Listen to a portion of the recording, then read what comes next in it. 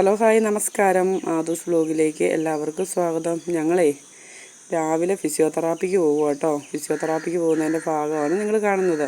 അപ്പോൾ ഞാൻ വിചാരിച്ചു ഞാൻ എത്ര ദൂരം എന്നും പോകുന്നുണ്ടെന്ന് നിങ്ങളെല്ലാവരെയും കാണിച്ചു തരാമെന്ന് വിചാരിച്ചിട്ടൊരു ചെറിയ വീഡിയോ എടുത്തതാണേ.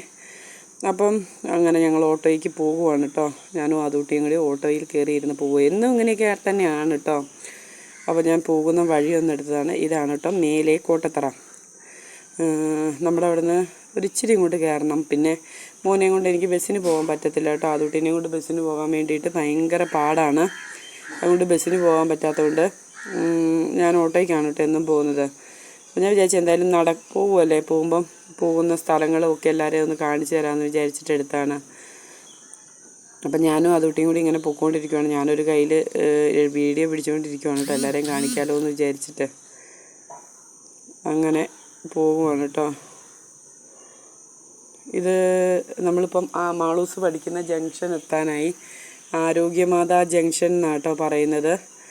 മാളൂസ് എന്നും സ്കൂളിൽ പോകാൻ വേണ്ടിയിട്ട് ഇവിടം വരെ നടക്കും കേട്ടോ. അപ്പം എനിക്ക് ബസ്സിന് വേണമെങ്കിൽ പോവാം, പക്ഷേ കുഞ്ഞിനെയും കൊണ്ട് അത് പറ്റത്തില്ല കേട്ടോ. ബസ്സിന് കയറുമ്പോൾ എനിക്ക് ചിലപ്പോൾ അവർ കൈ പിടിക്കാനൊക്കെ അങ്ങനെ എത്തിയില്ലെന്നൊക്കെ വരും. അതുകൊണ്ട് എനിക്കത് പറ്റത്തില്ല. അതുകൊണ്ട് ഞാൻ പോകുവാണ് കേട്ടോ. അതുകൊണ്ട് ഞാൻ ഇതാണ് ആരോഗ്യമാതാ ജംഗ്ഷൻ കേട്ടോ. മാളൂസ് ഇവിടെ നിന്ന് അങ്ങോട്ട് ഉള്ളിലേക്ക് കയറിപ്പോകും. അതാണ് മാളുക്കൊച്ചിൻ്റെ സ്കൂള്. പിന്നെ ഇത് കണ്ടോ, അത് കഴിഞ്ഞ് നമ്മൾ ശിരുവാണിപ്പുഴേൻ്റെ അതിലെയാണ് കേട്ടോ പോകുന്നത്. കണ്ടോ, ഇതാണ് കേട്ടോ ഞാൻ ഇന്നാൾ വീഡിയോ എടുത്ത് കാണിച്ചു തന്ന ശിരുവാണിപ്പുഴയില്ലേ, ആ ശിരുവാണിപ്പുഴ ഇതാണേ. അങ്ങനെ നമ്മൾ ശിരുവാണിപ്പുഴയും കഴിഞ്ഞ് ഇങ്ങനെ പോയിക്കൊണ്ടിരിക്കുവാണ് കേട്ടോ. എന്ത് വിചാരിച്ചു തിരിച്ചു വരുമ്പോഴൊക്കെ എടുക്കാമെന്ന്.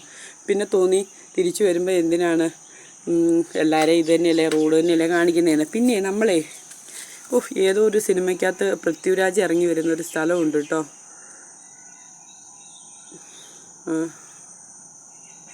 അയ്യപ്പനും കോശിയും സിനിമയിൽ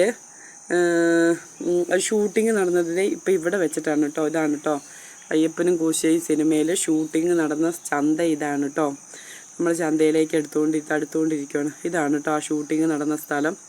അതിൻ്റെ ഉള്ളിൽ എല്ലാ ശനിയാഴ്ചയും ചന്തയുണ്ട് കേട്ടോ. നമ്മൾ ഈ തേന്മാവിൻ കൊമ്പത്ത് സിനിമയിലൊക്കെ കണ്ടിട്ടില്ലേ, കാള, പശു ലേലം വിളി, അതൊക്കെ എല്ലാ ശനിയാഴ്ച ഇവിടെയുണ്ട്.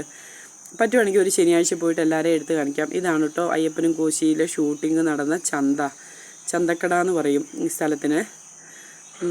ഇതൊക്കെ ഞാനിവിടെ വന്നേ പിന്നെയാണ് കേട്ടോ ഇവിടെ വെച്ചാന്നൊക്കെ ഞാൻ അറിയുന്നത്. അങ്ങനെ നമ്മൾ ഹോസ്പിറ്റലിൽ ഏകദേശം എത്താനായിട്ടുണ്ട് കേട്ടോ. എന്നും ഇങ്ങനെ തന്നെയാണ്, എന്നും ഇത്രയും ദൂരം തന്നെ വരണം മോനെയും കൊണ്ട്. ഇതാണ് കേട്ടോ അട്ടപ്പാടി ട്രൈബൽ സ്പെഷ്യാലിറ്റി ഹോസ്പിറ്റൽ.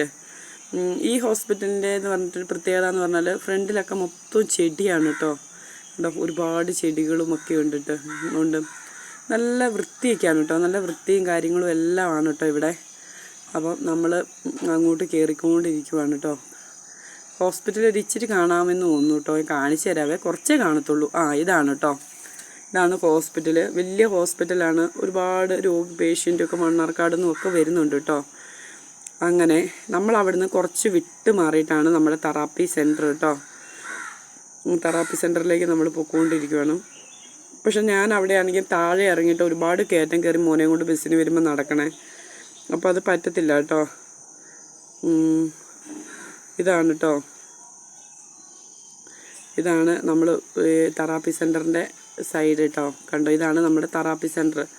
നമ്മളെ ഓക്കെ, ടാറ്റ, ബൈ ബൈ.